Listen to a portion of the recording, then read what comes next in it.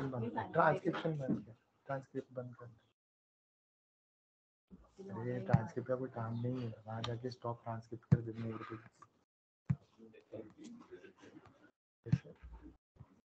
क्या है करा दो ना, यहाँ से क्रॉस कर। नहीं रिकॉर्डिंग ऑन है ना, रिकॉर्डिंग ऑन है, इसकी टेंशन नहीं है, ये बंद कर दे। और फुल स्क्रीन कर रहे हैं ना, एक बार फुल स्क्रीन पे चेकिंग मार रहे हैं। ये फुल कर रहा हूँ।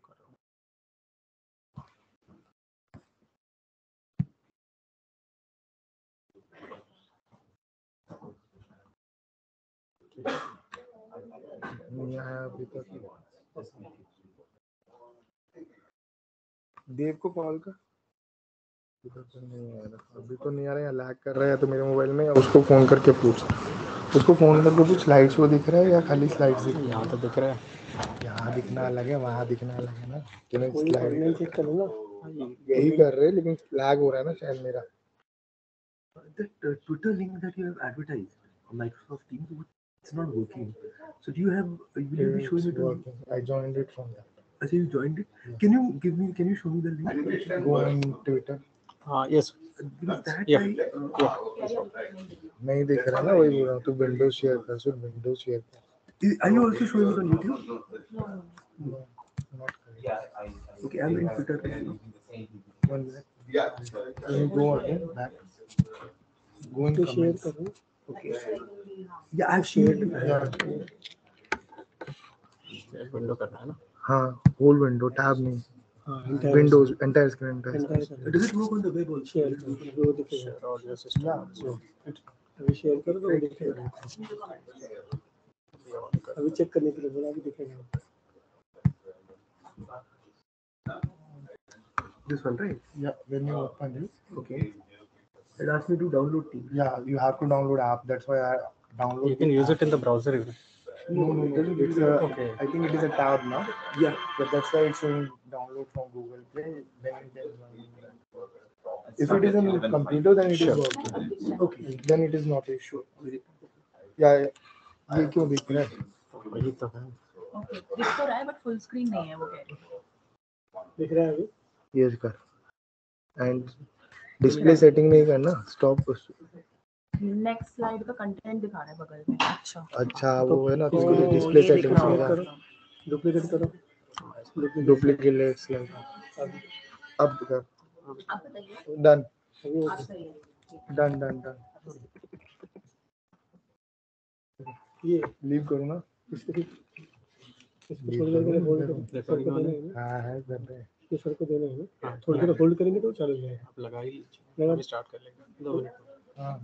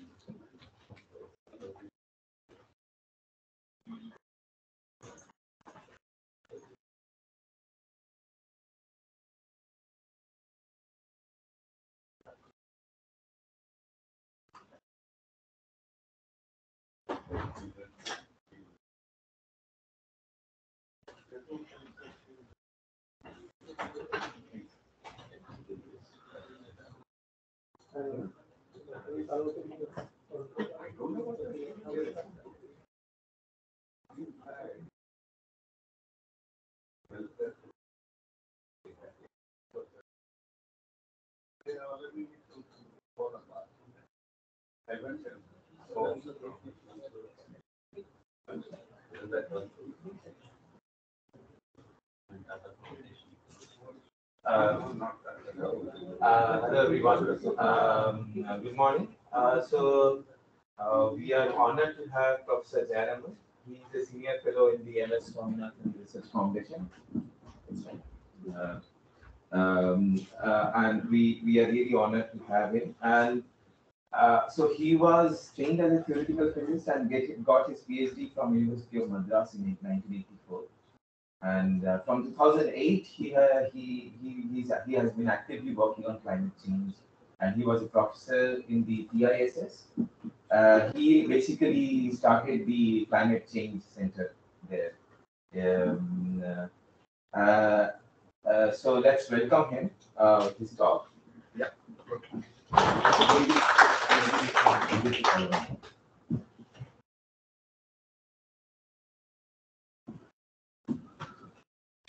So, which is better to use?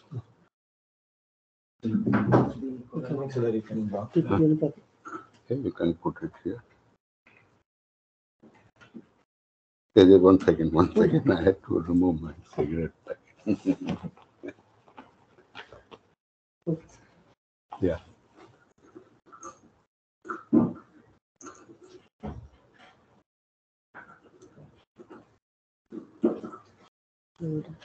Okay. So here,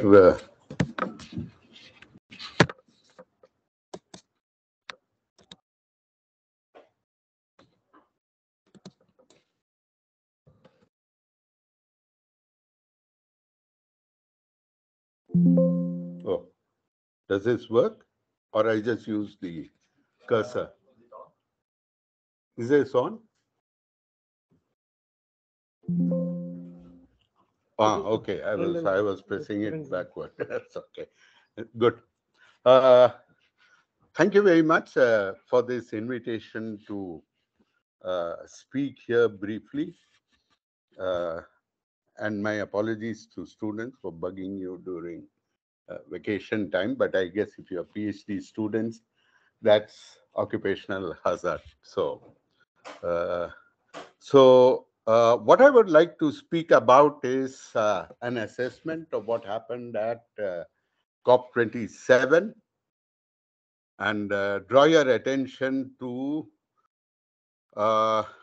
two important aspects, the question of equity in climate change, and the other one is the nature of climate action and what is happening in that regard. So speaking at an institution like the IIT, I must emphasize to you first and foremost that climate change is intrinsically an anthropogenic problem, meaning it is intimately tied with human society. It's anthropogenic in origin. Okay, so that's why you speak of global warming of anthropogenic origin. In fact, that should probably have been the title of the UNFCCC, the Framework Convention on Global Warming is what should have been. But at that time, there were so much pressure from deniers and all kinds of things that the more neutral title of climate change was chosen. But so it is global warming of anthropogenic origin is the problem that we are dealing with. And so it is intrinsically tied with what happens in human society, how human society has evolved, how human society functions. And by society, I mean it in the most general sense, including economics, politics, what is called sociology, all kinds of things. So human society as a whole. The production of material goods and services is fundamental to human existence. I mean, that's sometimes I think when you talk to the guys from working group 2 of the IPCC, you have to remind them a little bit that this is indeed the case. Otherwise, they tend to forget it a bit. So it is in this context that equity and climate action is very important. And I think there is a larger issue which I will flag in the beginning, but I won't go into it in detail. And here is in a really practical fashion on a scale that we have not experienced before in human history, the intersection of complex science and human society is seen in its full glory for the first time. So if you start off with this view of science as something deterministic, that it is predictive in a very precise fashion, that it has, what shall we say, you always look for unique solutions, I think we are headed in the wrong direction.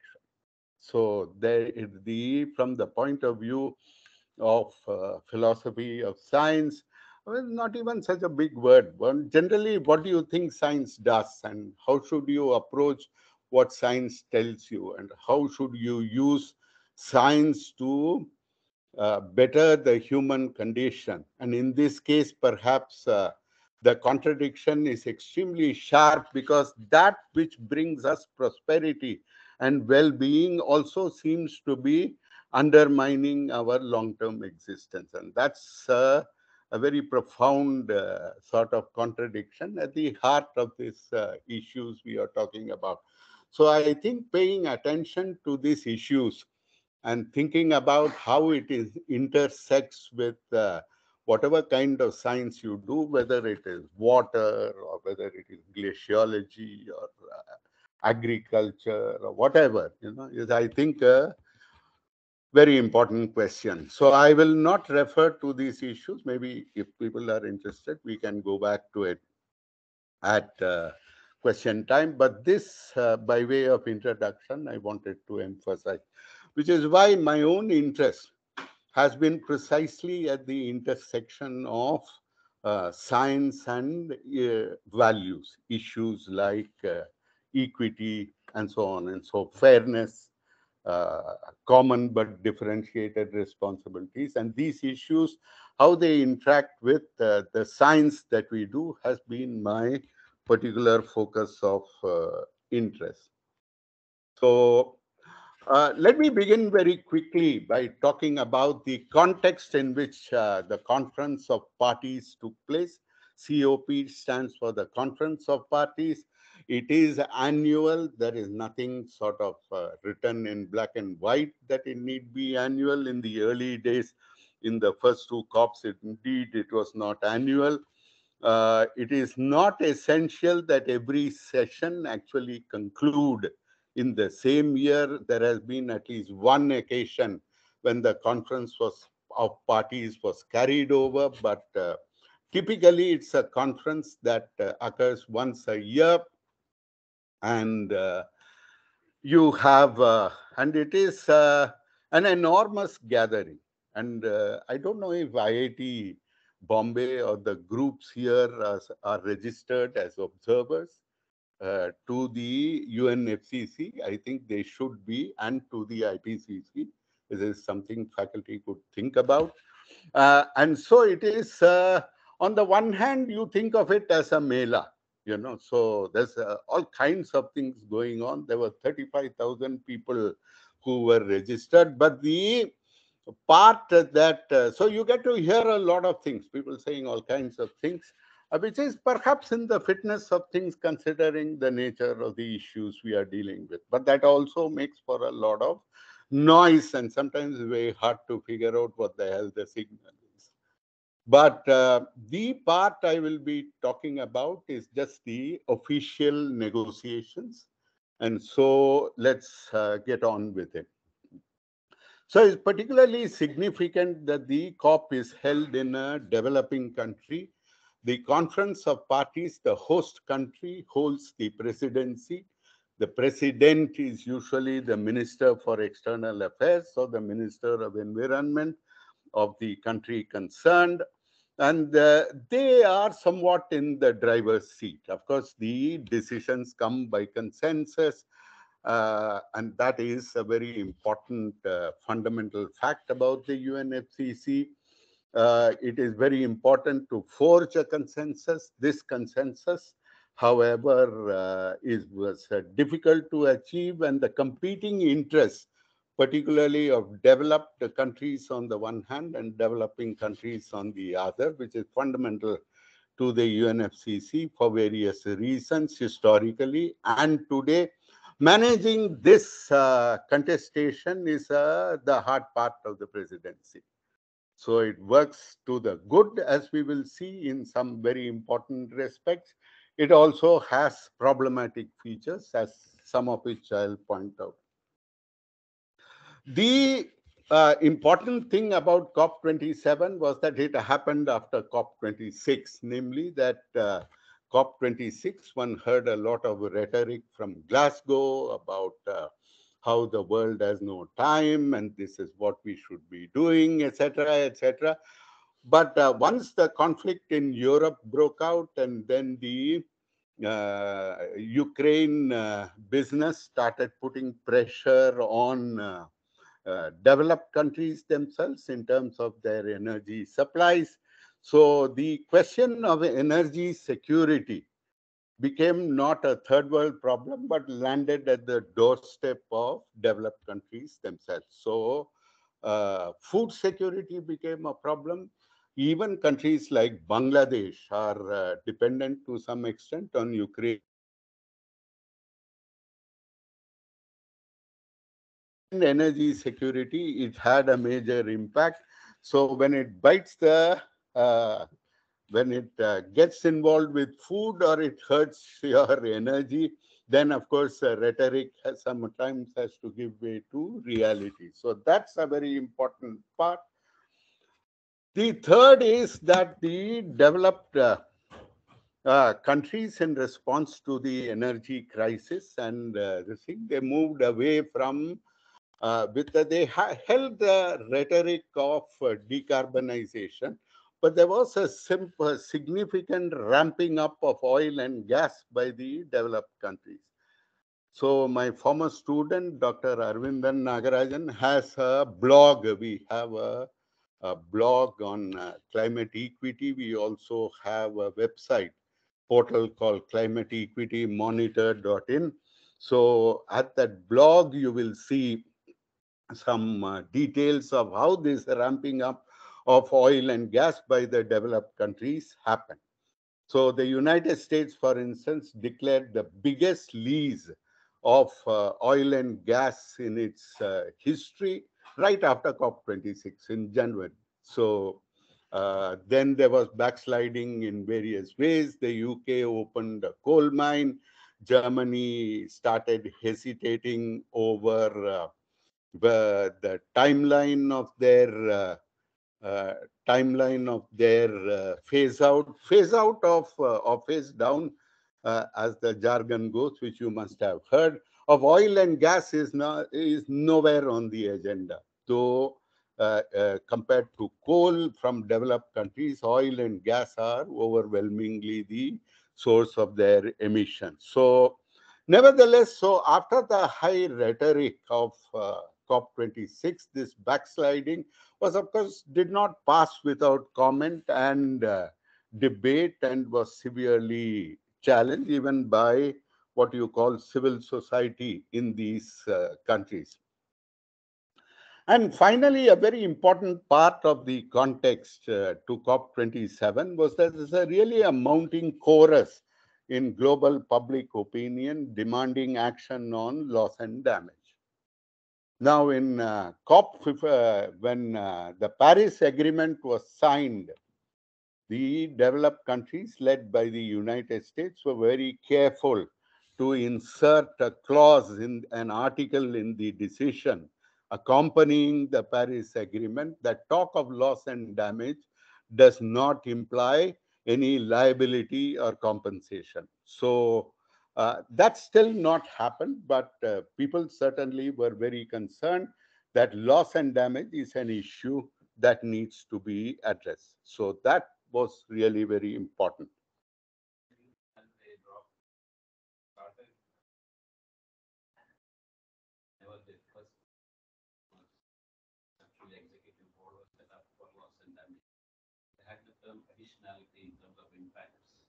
That I think that additionality is a tricky issue, and I think nobody emerges with clean hands on that one. So we can, maybe I'll come back to additionality related to the question of attribution, detection, and yeah, that's a tricky business. So we get back to that. Maybe I won't touch upon it in what I speak, but we can get back to it in discussion. So it's very important that when COP26 took place, only working group 1 had emerged. So working group 2 and 3 were of the IPCC. The reports came out in February, was it January, Feb, and March, April, or a little later. So Some of the highlights of the IPCC reports taken together, a very important part of the background, certainly for India's strategy. So limiting carbon dioxide emissions to the appropriate global carbon budget is the key to keeping temperature rise to the desired limit. It's not net zero. Okay. Net zero is a necessary condition, but hardly a sufficient condition. It's like saying if you can draw only a limited amount of water from a tap, it is rather obvious at some point you have to shut off the tap. So saying when you will shut off the tap does not really tell us how much water you're going to draw. It's as simple as that. A second very important aspect of this working group 2 in particular, but echoed also in working group 3, was the very important emphasis on equity and climate justice. And if you see the thread running through working group 1, 2, and 3, it is very clear that at least one aspect, if not a fundamental aspect, of equity in dealing with climate change as a global problem is the equitable sharing of the global carbon budget. So it's very clear that for a temperature rise to be limited, total cumulative emissions have to stay within the global carbon budget. 4/5 of the carbon budget for 1.5 degrees is exhausted. 2/3 of the carbon budget for 2 degrees centigrade warming is exhausted. There are uncertainties, etc. you can look up. So the equitable sharing of the global carbon budget is very important. In terms of economics, in the jargon of economics, climate change is what you would call a global collective action problem. So, and it is, when you say commons, then you are talking about a resource that is rivalrous, but non-excluding, meaning anybody can emit. So you can't say don't emit. There is no mechanism, there's no way. Though, of course, there's not for want of trying, and that's the story with the negotiations. But basically, the idea is you can't stop others from using it. But the point about it is it's also rivalrous. So if there is a limited carbon budget, if country X emits, say, 50 gigatons, then of course that 50 gigatons, provided you stick to that temperature limit, is no longer available to others. So if you talk about only in terms of flows and you talk about only reaching an annual emissions target, so you're basically saying you have a curve that starts here and you have a curve that ends, the curve ends here, but you are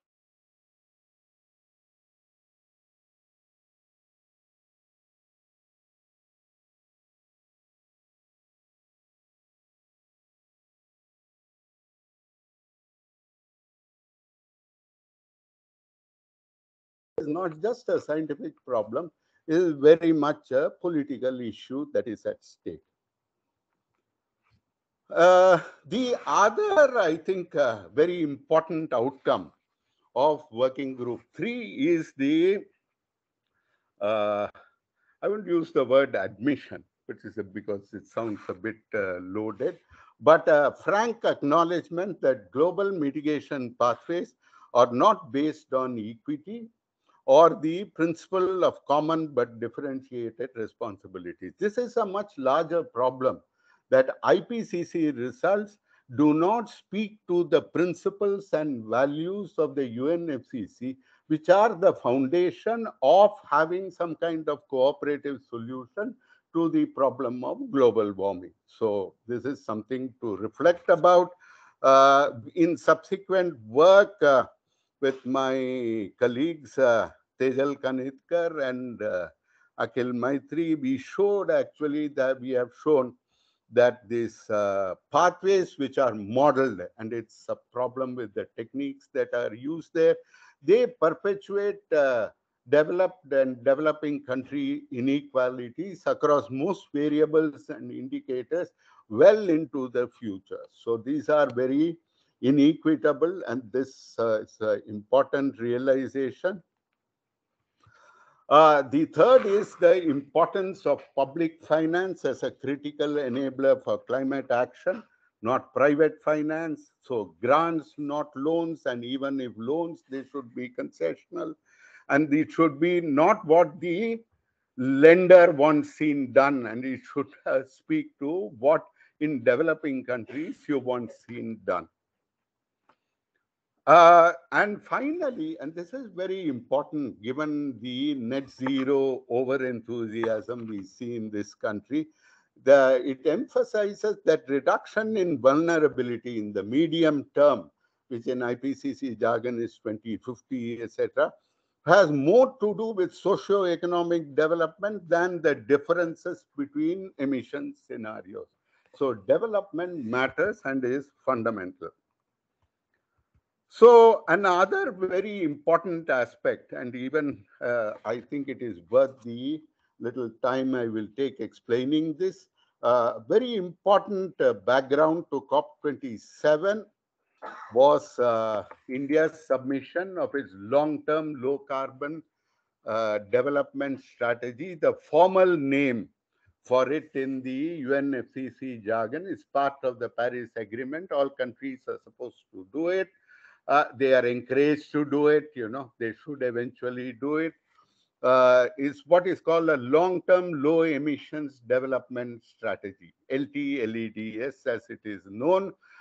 So India submitted this after the COP26 announcements, which was the first when net zero target of 2070, you will recall, India declared that.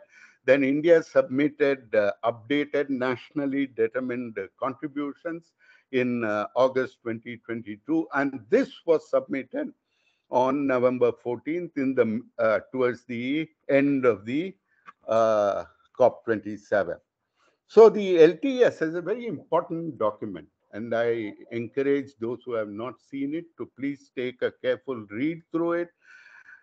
It is India's overall vision of low carbon development and eventually to net zero. It lists the key elements of the transition to low carbon development pathways for India, and this is, I'll just come to that, across 6 major sectors. So there is energy, there's transport, there's buildings, there's waste, and a couple of others. I mean, you can figure out forestry. Agriculture is not one of them. And I really must emphasize this. So the LTS, which is essentially a mitigation-centric document, though there is a chapter on adaptation, does not see agriculture as a site of mitigation in the national context.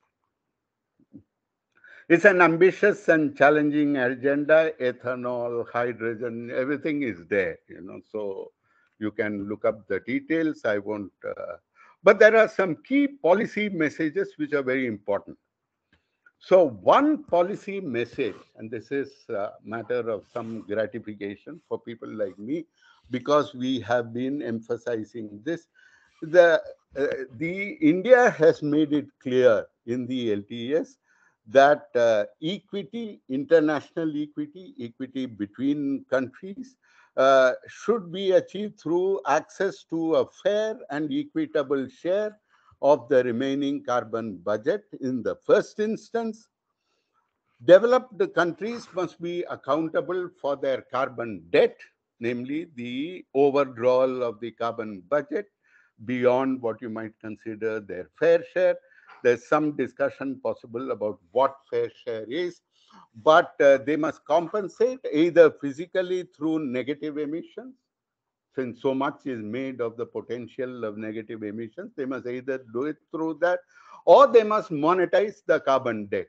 So if you are saying that, the developed countries till now in terms of carbon dioxide outside of the LULUCF sector. They have taken 58% of the total carbon dioxide emissions, even though they account for only 17% of the global population. Okay.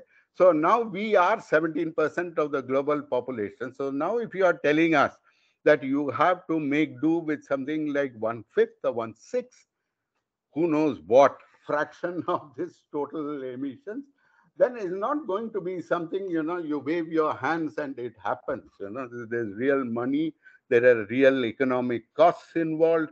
You have alternate pathways of development that are not necessarily cheaper, and so on and so forth. And the important point about the modeled global pathways, emission pathways that you see in the IPCC results, is not one of them provides this sort of grand green future that the rest of the time we are sold. That there will be these wonderful opportunities, green is the way to go, that, all kinds of good things will happen. None of the model scenarios actually portray such a scenario. So we can talk about that a little later, maybe. So the claim to a fair share of the carbon budget is very important because it makes clear that India's mitigation efforts is not an invitation to develop the countries for free riding on the carbon budget. So what does that mean? It means that, if instead of 5 coal thermal power plants, I had an installed equivalent installed capacity, not the same, factor of 4 at least, installed capacity in terms of renewables, who benefits from the carbon dioxide emissions that were saved? Does that mean I get more room for further development for emissions in sectors which are hard to abate or which have serious social consequences like agriculture, or hard to abate sectors like cement and steel? Or is it that it enables the developed countries to slow down their emissions reduction? Okay, because they make use of the effort I am doing. Because you must remember, never forget that this is a global collective action problem. So proactive low carbon innovation and development is not a contradictory statement, is not something, an alternative to a fair share of the carbon budget. Even to live within the carbon budget, depending on what we are able to access physically, low carbon innovation and development is a necessity, is not an option. So the other point which is well emphasized in the LTS of the government of India, this is a formal submission, that transition, the word just transition, you must have seen it bandied about quite a bit. Just transition is not immediate decarbonization, but it is transition to low carbon pathways of development, eventually reaching net zero. Net zero is 50 years away. And it's very odd sometimes in our country, we see this extraordinary enthusiasm for net zero. So there was this parliament discussion after COP26, and all the MPs got up and said, well, what is the pathway to net zero? First you ask, what is the pathway to zero hunger, no? What is the pathway to zero poverty? What is the pathway to zero homelessness? What is the pathway to full pakka housing? So, so this net zero enthusiasm, one has to be interpreted a little cautiously. It is true that investment in the future, if you have long-term infrastructure, then the more less carbon intensive it is, the better it is for us. So that's certainly a fact. But at the same time, it does not mean that tomorrow our focus is decarbonization, forgetting about the huge development deficit that marks our country as a, middle low income country. So that's the point about this statement. So rational use of fossil fuel resources will be part of the strategy, and achieving SDGs is a priority. So when you talk about 2030 goals in emissions reduction, all very well, good for you. But what about achieving the SDGs? And in India, currently the sort of issue is open, how well we are on track to achieving the SDGs and to what extent. And of course, food and energy security. Research and innovation have an important role. I keep emphasizing that these are not in contradiction. And progress, of course, you can't have a blueprint that shows you exactly how you will move over 50 years.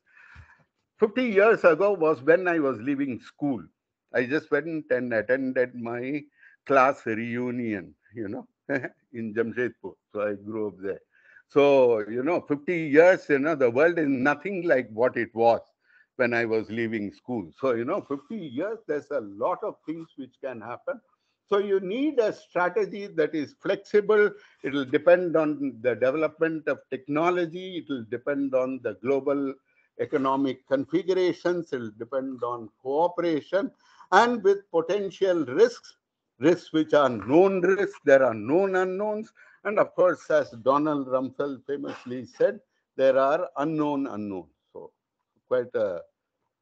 Anyway, so this is a bit of a lengthy introduction, but I think I thought it is useful to make the point, because otherwise the background perhaps of why they are fighting over it at COP27 is an issue. Otherwise, you see a lot of comments, especially in social media, especially coming from scientists, I'm sorry to say, saying, oh, COP27 is a waste, people go there, why do this, blah, blah, blah, blah, blah. But we have only one world. Now, while that the biologists are fond of telling us that it is one world, they ignore the sociology or the politics of it. This is occupied by countries, and these are varying interests. The world has never known equality. Perhaps in some primitive past, when there were tribal societies of some form, was the fact of the matter across the globe. But apart from that, what we call civilization has been marked by inequality. So, so in this context, when you are talking about global warming, this is something we have to get hold of. So there were two significant threads in the negotiations at COP27. The first was a good and welcome push to move away from only mitigation. Adaptation and loss and damage are very much part of the story, and we have to pay more attention to this. The acknowledgement, not exactly in the words I am putting here, but in some form or the other throughout the negotiations, that a safe and livable world cannot simply be something that is environmentally sustainable, but must also be economically and socially equitable, politically, of course. So that was this. It was driven by a very strong coordination between the developing countries, quite unprecedented. Then, even though the developed countries were averse to any mention of question of equity and the principle of common but differentiated responsibility and respective capabilities, both of which are the foundational principles. In Article 3 labeled principles, you can see these principles listed. So despite the attempt to bypass that, we got that in practice, if not in words, in some issues. The other thread is that of climate action, which typically means mitigation, and more challenging for developing countries. But I think there was a quite successful in their putting up this demand that developed countries should do more than talk, and that should really start walking their talk. I'll say more about this. But there were new pressures on bioresources of the third world as the site of mitigation to enable slower transition in the industrial and other sectors for the global north. You know the terms global north means developed countries, global south, the developing countries. So, and this pressure is at its height right now in COP15. I'm not sure whether COP15 is over yet.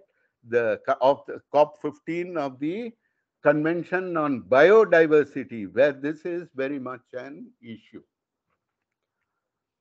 So what happened beyond mitigation? One is a major gain and some justified satisfaction. The call to establish a funding facility for loss and damage was accepted. In principle, funding is uncertain, who will pay is uncertain, where the money will come from is uncertain, how it is to be distributed is not known, and if the past is any guide, it will be contentious. But it has, I think, its key point was that it poured cold water on this decision from Paris that we won't talk about loss and damage and responsibility for that due to cumulative emissions. This because the COP27 decision establishes a link between warming and loss and damage, while IPCC reports very clearly establish the link between warming and cumulative emissions. So I think who contributed to cumulative emissions is a benchmark here. There was some diversionary attempts to say that India and China are also equally contributors. That I think was effectively put down, and it was not an issue. I'll take say another 10 minutes. Is that all right? So another very important set of advances, not very well noticed in the media, but I think full of potential for the future, is the blessed question of climate finance. Okay, it's an issue in biodiversity also. So, you know, the well-to-do of the world cannot sit back and say, well, you know, we must have this, that, and the other. Somebody's got to pay for it, you know.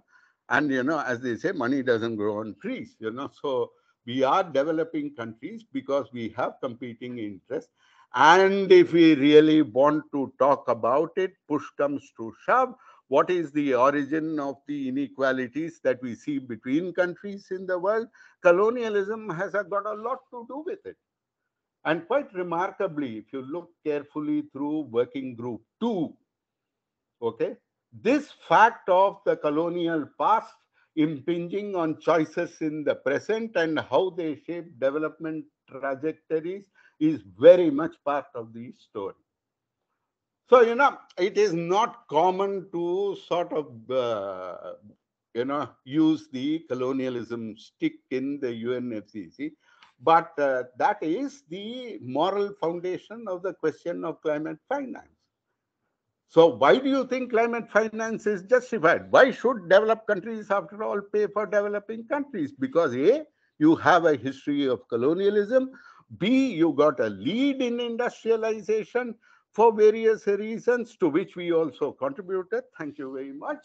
We paid for, in at least in good part. Thank you very much.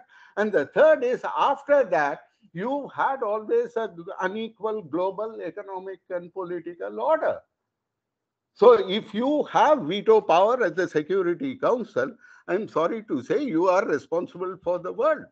You can't say everybody is equally responsible for the world, but I'll have a veto power in the Security Council. Well, that's, I mean, you can argue the political theory behind it, but prima facie, it doesn't seem a very equitable route for the world to take. So finance, that's the, I must say, the political moral foundation of the demand for climate finance. So now it has become routine. In COP26 expressed regret at the developed countries not meeting their targets. This time it was serious concern. So unless they are going to pay up, this thing is going to happen. Now what it does is, It's not that it's guaranteed, therefore, that the money will come. But whatever money comes, at least the terms and conditions associated, you can increase the flow. The terms and conditions of that can be less onerous. What is the point in providing climate finance to developing countries if it simply adds to their debt? A lot of developing countries, what you call LDCs, what you call small island developing states, SIDS, all of these countries have already a problem of indebtedness, to which, and they are minimal contributors to the problem of global warming. Then on top of that, you tell them, okay, sorry guys, we won't give you grants, you take loans and add to their indebtedness. That's not solving the problem. So for the first time also, the COP27 decision has an estimate of the finance globally that it will take. What investment is the world looking at?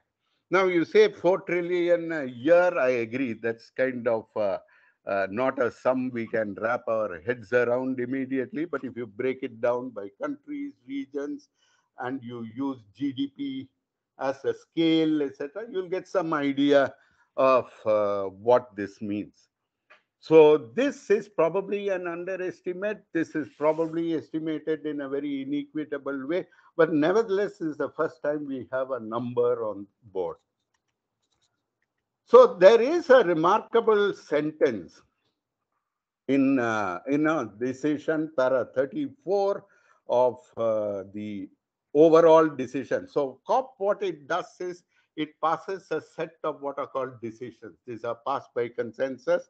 So people grumble, people make reservations, but typically what you do is you agree to it at the end, but so you delay it. That's why a COP never finishes as scheduled. So it will always extend over.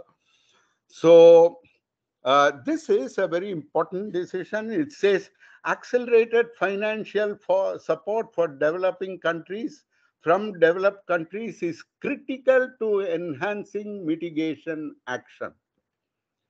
And it is critical to addressing economic vulnerability to climate change for developing countries. It must address inequities in access to finance. There are a number of ways you can do it. Simplest way to do it is to take some small country without the necessary scientific resources and say, if you want adaptation money, give me a 30-year timeline of all the climate variables. And they don't have it. Okay? So it starts there at that level. Then they will ask other conditions. They'll ask about your governance. So it becomes very intrusive sometimes, taking international climate. But it says very clearly, and it also makes this absolutely important statement, that this finance has to be public finance. Now, you may mobilize the money from the private sector, as the next important decision says, but it has to be public. And in fact, it asserts that it would be cost effective and have high social returns. This is quite a remarkable statement, considering the wave of privatization and globalization that the world has seen for the last 30 years. This is quite a remarkable outcome. So it calls on development banks, international financial institutions, read World Bank, IMF, to reform multilateral development banks' priorities and practices, to simplify access, scale up funding, mobilize finance, define a new vision and a fit for purpose operational model, and instruments from grants to guarantees and non-debt instruments, taking into account debt burden. So this, I think, is quite a remarkable, powerful decision.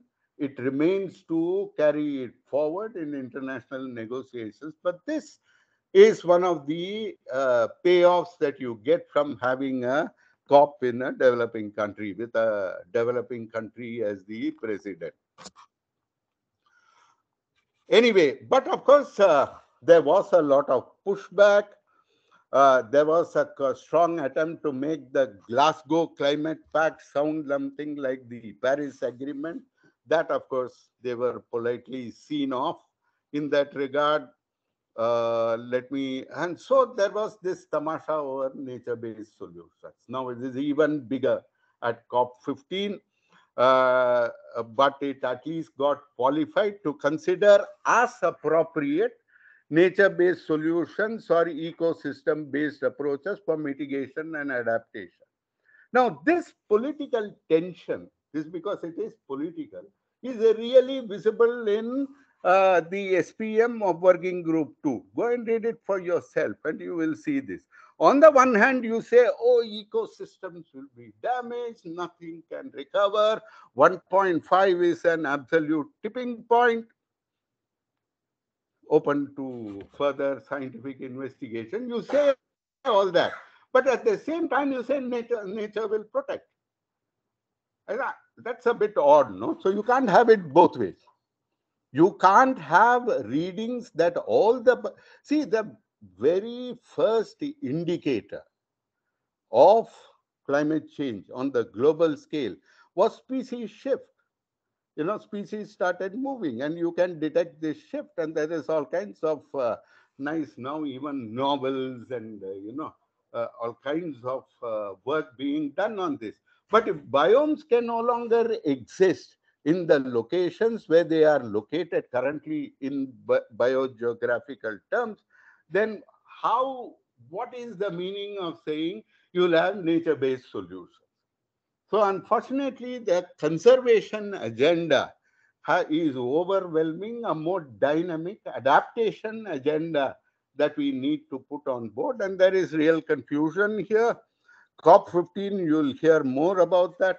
But the point is they are going to come after developing countries saying, are you sequestering carbon in your fields and forests?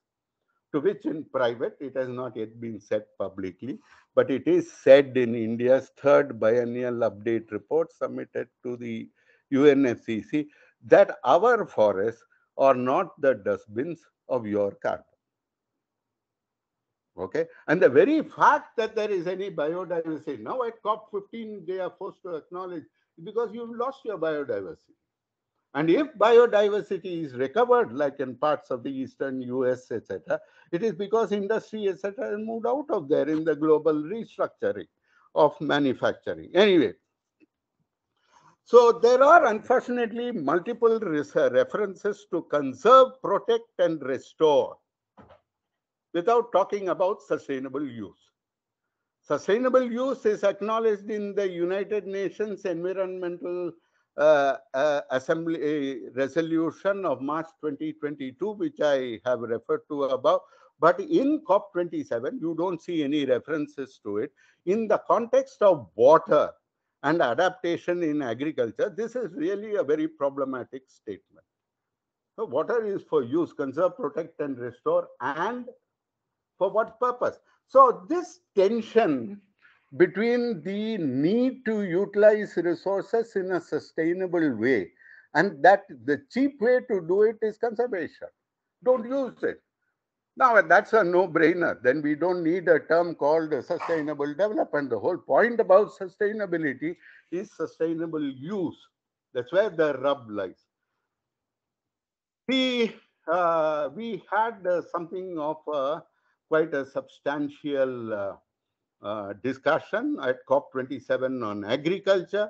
India made it very clear that is the site of mitigation and not adaptation. Unfortunately, various developing countries think that this is perhaps a way that they will go get more finance. India has still to convince them, but there are enough caveats, etc., and options. So India can say confidently that if you want to do, mitigation in the agriculture sector, like New Zealand, Australia, even perhaps the United States, EU countries, whatever it is, we need not play ball with you at the same level. Okay, so that was made clear, but nevertheless, there was a very strong press statement issued on 18 November, making India's position clear. The G77, also developing countries, said don't use the word food systems. Using food systems, I mean, so you say food production system, food systems, what's the problem? But the problem is responsibility for mitigation. And if you think our, whatever 60 million households in India are on the same level in terms of their mitigation responsibility as Reliance Fresh or Walmart or urea producers or Syngenta or whatever, then I think, that's a very inequitable one. So developing countries were very clear in rejecting the term food systems. It should be food production systems, which is a site of adaptation. I am kind of running out of time, so if you will hold the thought, I'll get back to you. So things have to work out. So there was this face down, face out tamasha we had on fossil fuels. As usual, India finally, to cut a long story short, I'm running out of time, said we will stick to the Glasgow language, which is face out of fossil coal, keeping in mind, blah, blah, blah, development priorities, poverty eradication, just transition, etc., etc. But that was in a spirit of compromise. So we made it very clear that, you can't. And this time, I think India really called the bluff, saying that, what about face down of all fossil fuels? Then immediately Europe said, oh, wonderful. We are in agreement, but, and there was a big but, and the big but was it has to be built on top of COP26. Then, of course, all bets were off. So India's statement of face down of all fossil fuels, very good, but please show us how, with developed countries taking the lead. The other thing was the sneaking in as a means of reducing emissions alongside renewable energy, low emissions. That's really giving a pass-through for European and American and all developed countries for oil and gas. So I'm not going to spend time on this enhanced ambition and just transition. There are work programs which are initiated. Some of it will be talk, but some of it will really be policy pressure on countries like India to shift our policies in that direction. That's not per se a problem, but it is at the cost of what? So a country cannot have, all things equally prioritized. So you have to prioritize. So what's the trade-off between low carbon pathway and development? So, okay, so how do you decide? And this is the issue which is important. The other point is, and this is always happens in the negotiations, what we call changing the goalpost. So the ink is barely dry on the Paris Agreement. You started in 15, I agree, but you had 5 years to start implementing it. We just started. The first global stock take, the review of the functioning of the agreement is not even complete, but you are already talking of doing more. So what's the point in setting up all this machinery? Because immediately before the ink is dry, you say, okay, we have to do more. Who has to do more? And is it talk or is it action? And so these are some of the issues. India was, of course, articulated its vision coming from its long-term strategy as well. And I think very importantly, what has shifted in the Indian position, perhaps even all of government is not completely self-aware of it. But what has happened is we don't speak about equity as a defensive position. So India puts forward equity in a much more proactive fashion. And given where I started in climate in 2008 or thereabouts, this is a very significant policy shift. So let me very conclude some of the main points I have already highlighted. I think I'm not in sympathy, some very distinguished friends of ours commenting in the media. I said COP27 was a waste of time, etc. I think there's only one world and we all live on it together. So if it takes time to get there where we have to get to, that's a fact. I mean, you can't sort of get impatient. Oh, I know better. Sorry. I mean, it just doesn't work like that. That's number one. Second thing is, I think, is a distinct lack of sympathy for a developing country. Egypt is a developing country, and Egypt, as president, has to produce an outcome. It has to have a balance, and it was visible on the record that Egypt was trying to balance the interests of the developing countries. So I think all in all, though it didn't seem when I was there as part of the Government of India delegation, so though it didn't seem so much perhaps when we were in the thick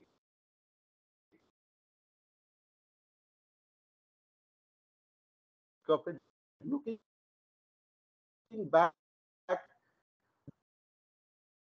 country concerns were articulated, including food security, vulnerability of food production systems, and health in a more detailed way. These are very important building blocks for the future of climate action. It became a platform for pushing on loss and damage, adaptation and finance, climate finance. India, of course, has to convince those developing countries who think mitigation in bioresources is a good way to go. A multi-dimensional landscape of equity is developing. And this is, I think, an important gain. It is still very tenuous. It is not well established.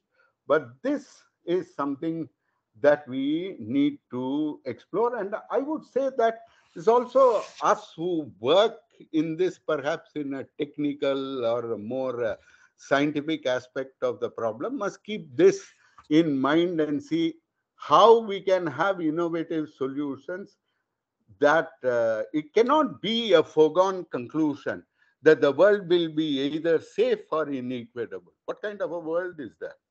And what kind of a science is that if it cannot answer this question? Either you take safety or you take inequitable. It's all very well to say if you are comfortable. If you are not, that's not a particularly exciting option for the future. So I think this is our challenge. I think as those who work on the scientific and technical dimensions of these issues in developing countries. As for the developed world, what can we say? They're still reluctant to take action. They are not putting their money where their mouth is. They're putting their money where our mouth is. So, so it's more and more, do this, do that. So the story goes on and it's an ongoing thing. I'll stop here. I'm sorry, I've taken far more than I intended. So we'll stop here. Thank you.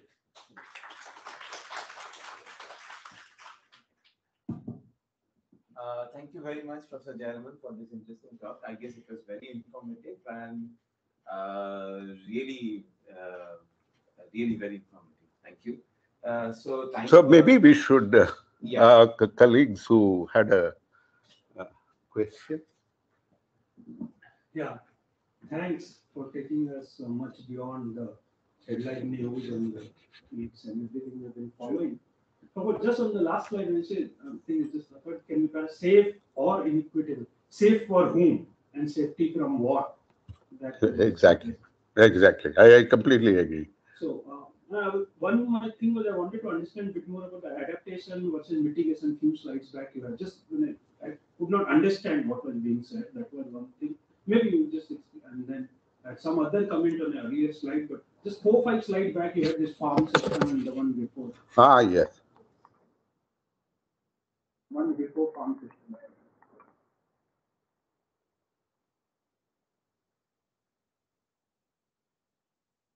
Just the slide before. Yeah.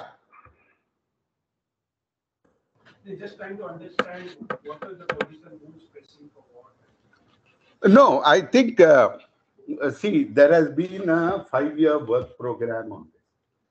And as the program evolved, okay, it's called the Coronivia Joint Program on Agriculture. On agriculture. That was the original name. Don't ask me what is Coronivia. I am told it's a small place in Poland, but why is the name? Anyway, that's what it is called. It said joint action. It didn't even say climate action, because climate action, the phrase typically means mitigation, even though it seems neutral. That's how it's played out. So that was evolving, and over a period of time, it became very clear that the developed countries saw this as a way to introduce mitigation in agriculture. This whole thing about nature-based solutions, and within that, a package dealing only with agriculture. They think of agriculture as a system. So it includes the farmer, Walmart, Syngenta, everybody is in it together, undifferentiated. And they don't like talking about the differences between these two. On the other hand, nobody does that for automobile systems. So why food systems? Let's have automobile systems. So I'll take everything from iron ore mining all the way up to disposal of the scrap, and I'll call it an automobile system. So why apply the word system only over here? So this became slowly the bone of contention. So the FAO, unfortunately, and the United States and Europe have been pushing for this. It's one part of this nature-based solution story. So G77 has fought, what shall we say? They have retreated quite a bit from where they were originally, but it is not without arguing all the way, putting various caveats and so on and so forth. So this is the crux of the problem. Agriculture is where you must do mitigation immediately. And this is also related to this thing called negative emission, okay, which is basically sucking it in from the atmosphere, basically planting a lot of trees. Now, the problem is, it is not obvious that doing food security will ensure that you can also be effective in absorbing carbon. That does not follow. And that's a matter of debate. And here the pressure has been intense. So that's the setting in which this debate took place. So from India, there was a very clear mandate. I was just between us, I don't write about it in public. I was involved in the negotiations on this item as a part of the technical member of the delegation. And so I had a ringside view of the debate. And so they wanted agriculture to be the source of mitigation. And this goes right back to 1990s, when they said the rice, methane from rice paddies are equally important as coal carbon dioxide, which of course later we showed wasn't. But this goes on. There is a very interesting, for those who are technically interested, there's a very interesting side debate on how do you account for the warming from methane. And there's a lot of debate going on this issue.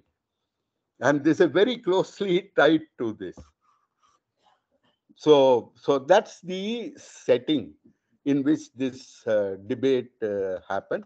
And the minister in the closing remarks, in the closing plenary, we didn't stop the decision because we felt there were, it's a political decision, it's not a scientific decision, to say that, okay, we'll live with this decision, but we entered our clear idea that as far as we are concerned, for India, with small farmers in such enormous numbers, and what we know of the impact of global warming on our agriculture, it's your problem what you do. For us, agriculture is the site of primarily adaptation. And this was a statement. It's a one-line statement. The minister made this very clearly at the end. So that's the setting of this discussion.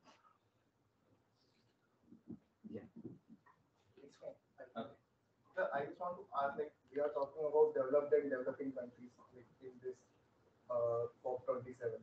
Why not we go in such a way, like first we talk about sectors and then in sectors, those developed and developing countries are contributing. Like we are going developed countries and then we talk about sectors. Why not we focus on first sectors and then developed and developing countries? I think this is an old debate in the UNFCCC negotiations. If you look at the Navroz Dubash volume, the second volume which he edited, we also have some contributions there. So there is a discussion, I think, by a former negotiator, Chandrasekhar Dasgupta, and also by that time Secretary at Paris, Mr. Lavasa. So the point is that for developing countries, a sectoral approach takes away from the issue of linkages. So you cannot have a highly efficient, urea, in terms of urea production, in terms of emissions, and, couple it to farmers. Or you cannot say farmers must pay a sort of cost of carbon. That won't work for us. So our intersectoral linkages are mediated by our socio-economic conditions. So we have always been reluctant to pursue this. Regrettably, the decision on agriculture in COP27 has breached this wall, this line for the first time, but hopefully in only a limited way. So for instance, if we have carbon efficiency, the other point is the following. If I have carbon efficiency, meaning emissions per unit output is very low, or I even have declining emissions in spite of gross output increasing. That's a bit of an impossibility. But assuming that we can make it happen in some way, the question is, why would I then surrender it on a sectoral basis to those who are not doing their share? So that is why India has always been categorically against sectoral approaches. So is G77 in general, though, island states will say something different. There are some variations, but this is one of the major reasons we don't look for sectoral.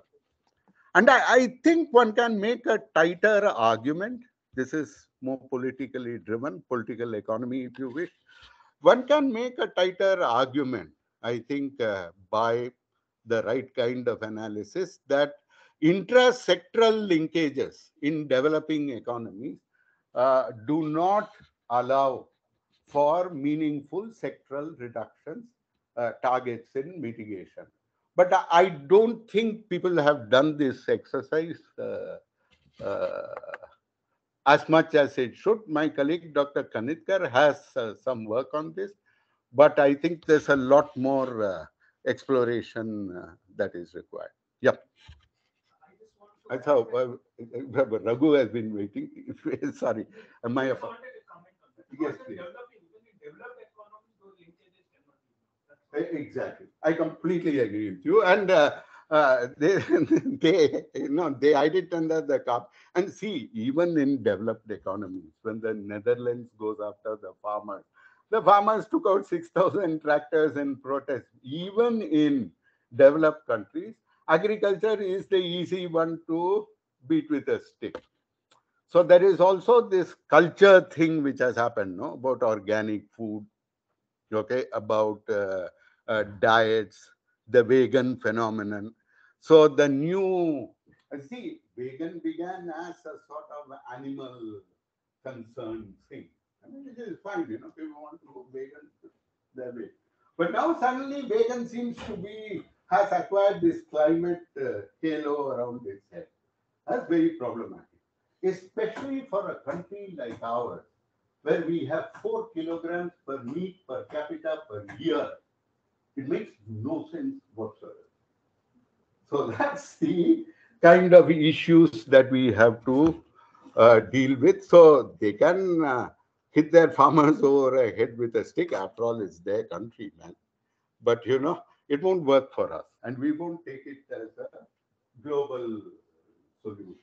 New Zealand, for instance, has a problem. All its emissions increase is coming from agriculture.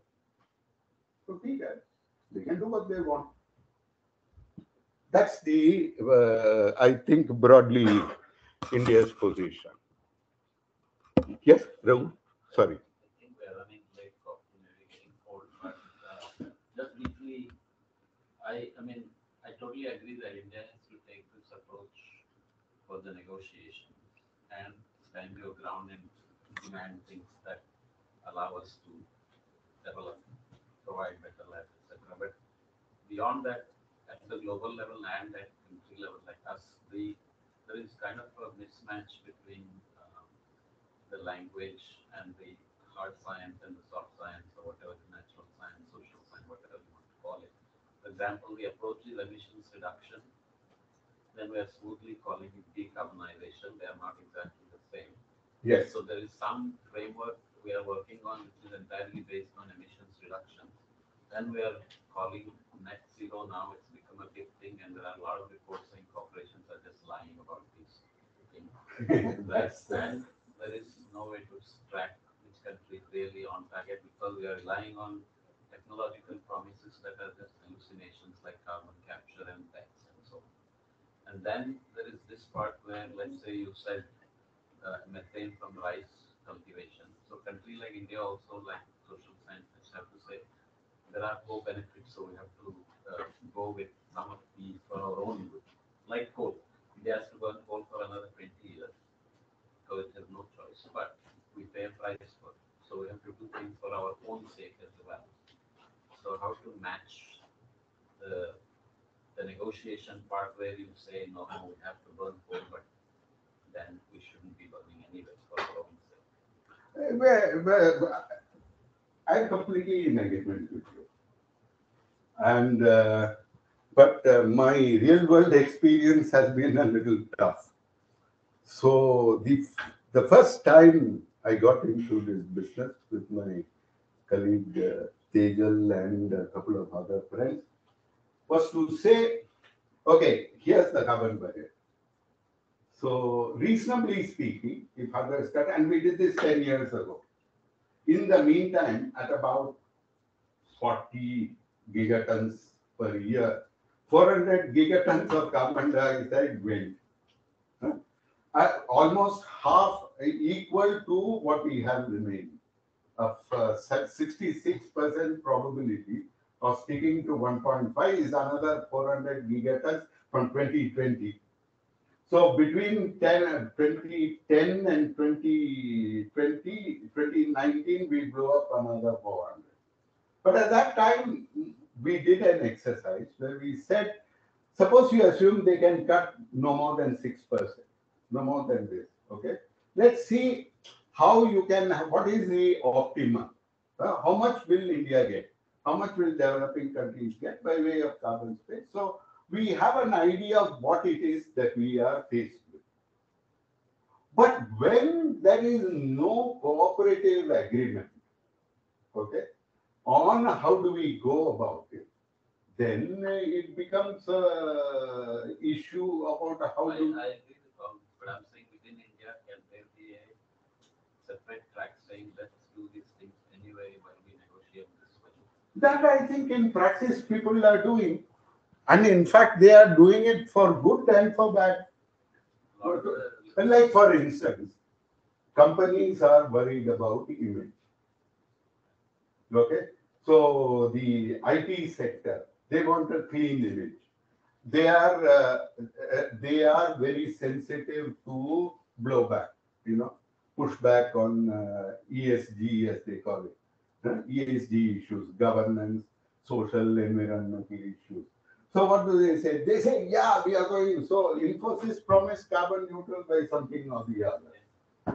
That's That's basically offset. You pay somebody else to plant trees. Basically, there's nothing more happening. Let's be very clear. IPCC working group 2 is very clear, and so is working group 3. The only thing which is really happening is planting trees. Okay, forest, vegetative, or whichever way you want to have it. So that kind of net zero is not working. But at the same time, willy-nilly, it is also true that there will be some level of carbon efficiency. Carbon efficiency, I mean less carbon per unit of output, which they will push for. So it's all going to happen, some of it through markets, etc., in a somewhat chaotic way, like markets are. We can guide it to some extent, but that depends on the international arena as well. So I think that this is ongoing policy. This is ongoing. This thing is not a story which is going to end. And perhaps we need a dialogue precisely on these terms that you are saying. Yes, there is a negotiating track, but yes, what is the domestic track? Very often it gets confused, partly because of international consultants. Where does the hydrogen push come from? Has anybody looked up the report? You think we wrote the hydrogen projections? You think Terry wrote it? No, the Rocky Mountain Institute wrote it. I'm not saying, Rocky Mountain Institute India. Okay, fine, It's a democratic world, everybody can have their consultancy, but it's not as if we have ownership in an intellectual and policy fashion, and in a political fashion, we do not have a ownership of a lot of these ideas. So I agree, a dialogue like this. So everybody wants a state action plan. What do they do for a state action plan? I was on the Kerala Planning Board. I told them, let's do our own state action plan 2.0. Let it be 3 years. But at least we'll learn. Get people from the rest of the country, come here, let us discuss, let us educate or bring them up to speed, the faculty, etc. in Kerala, students, researchers, etc. Then let them go back, write proposals, come back. Let us do this. Let it take 3 years. So what? We have ownership of it, not intellectually. No, didn't move. Now I find there is a report, and not a bad report, give or take a bit, but it is done by GIZ and CSTEP. Where is the ownership in Kerala? There are some 100 people listed at the end, what are called quote unquote stakeholders. They are invited to one meeting where everybody says something and somebody takes notes. That's the end of the matter. And you don't say anything which upsets a particular department. So this is the crux of the problem. We need to take ownership of this. And if we can do that, perhaps we have a future here. Okay. Yeah, thank you very much. I'll ask Professor Tupti to give Professor Jayaraman a small gift. Oh. From IDPCS.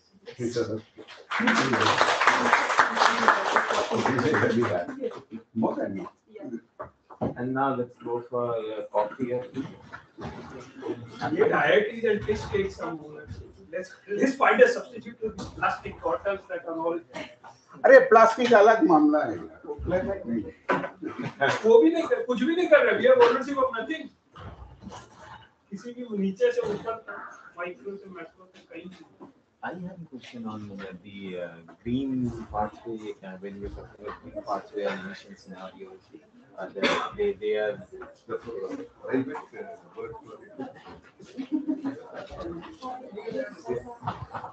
I think so. Policy students will have a great interaction with. yeah. So You can have a yeah. So I have some time after coffee. no, sir.